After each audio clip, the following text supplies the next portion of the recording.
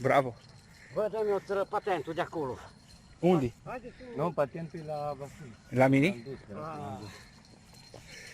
Uite arde. Iată. Da zi-mi și mie. Ce ai făcut tu? Ui, eu mă lăs de băut. Ui, Florin!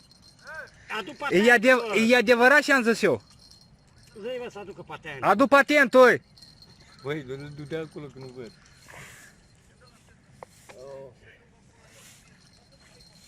Ui, sar de peștele. Băi, păi acolo... Dă-l. Gata, lasă.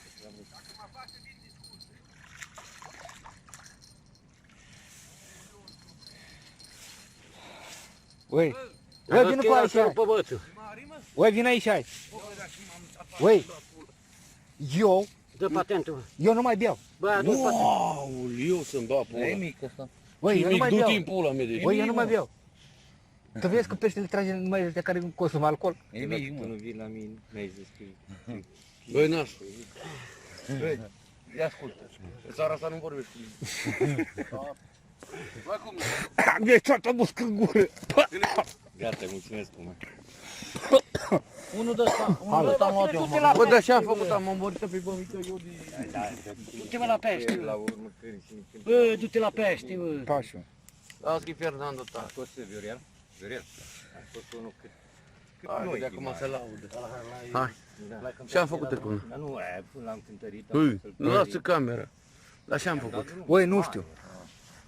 Eu nu înțeleg. Eu nu înțeleg.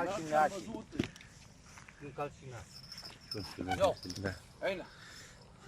Asta sunt tu. Ia, vei cum, vine cu. Si, ui, ia zi. De ce le faci de riscul de astea? Ui, asta nu înțeleg eu. Bă, dar eu nici l-am prins așa, mă, măcar. Că asta e mare, dar măcar așa, mă. Măcar așa. Dar la ce arunci undițele, Iurie? Hai încoa. Hai încoa și cu mine, bagi barca. Vine încoa. Baga mi-ar pula în gura mea, vine cu.